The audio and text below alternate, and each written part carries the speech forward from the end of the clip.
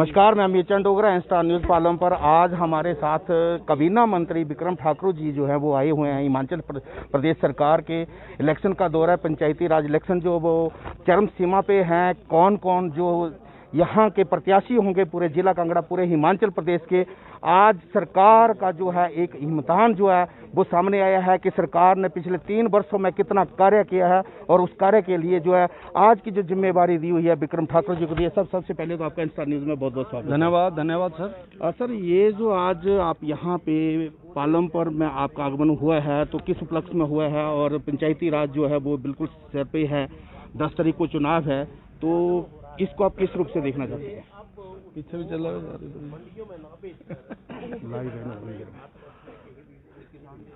चलिए थोड़ा आगे पीछे जी, थोड़ा आगे पीछे कर लो उसको, आगे हो जाओ, उधर चल पड़ो, थोड़ा आगे आ जाओ। तो पूछते हैं, जो बिक्रम ठाकुर जी हिमाचल प्रदेश में उद्योग मंत्री है, काबीना मंत्री है, हिमाचल प्रदेश का एक अंग है, तो उनसे पूछते हैं। जी सर, बताइए।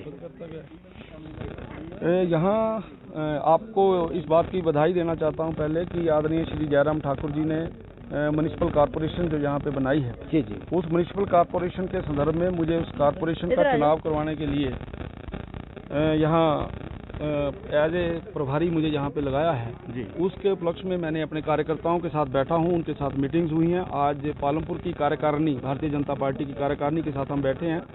क्या स्ट्रेटजी होनी चाहिए, किस प्रकार से हम आगे बढ़ें और किस तरीके से पालमपुर का जो हमारा कॉरपोरेशन है इसके ऊपर हमारा वर्चस्व हो, उस सारी बात की चिंता हम लोगों ने इस मीटिंग के माध्यम से की है। सर, सबसे बड़ी बात है कि कॉरपोरेशन पालमपुर में पहली बार बना है। काफ़ी अच्छे से जो था यहाँ एक सोच थी लोगों का, जो उम्मीद थी उसके ऊपर, तो ये पहला जो चुनाव होगा, पहला कॉरपोरेशन का चुनाव जो है, इसमें भारतीय जनता पार्टी अपना कब्जा किस ढंग से रखेगी, रणनीति क्या बनाई हुई है?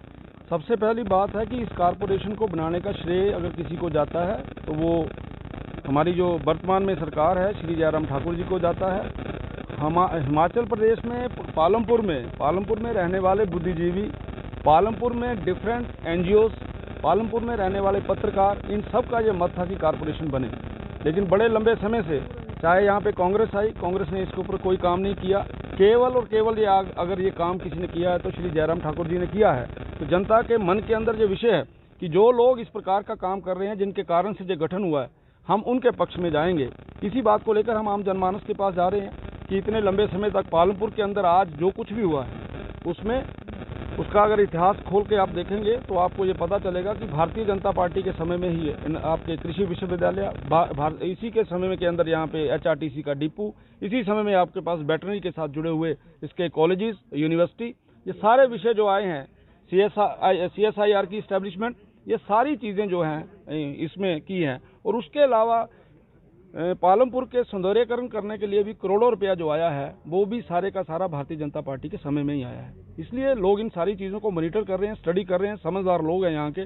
तो निश्चित तौर पे भारतीय जनता पार्टी इस बार कॉरपोरेशन में अपना वर्चस्व रहेगी। सर, मुद्दा क्या रहेगा उसमें? कॉरपोरेशन जब बनेगा तो हमारा सबसे बड़ी बात यह है कि पालमपुर का जो बस स्टैंड है, जब इसकी आधारशिला लगी थी और जितना भवन बना तो उससे ज़्यादा नहीं बन पाया, और जो हम ऊना का बस स्टैंड है वो काफ़ी सुंदर बना है। तो क्या हम उम्मीद लगाएंगे कि पालमपुर का बस स्टैंड जो है वो भी ऊना की तर्ज पे बनेगा? पालमपुर के बस अड्डे का अगर आप इतिहास देखेंगे तो इसका शिलान्यास श्री धूमल जी के समय में हुआ जी।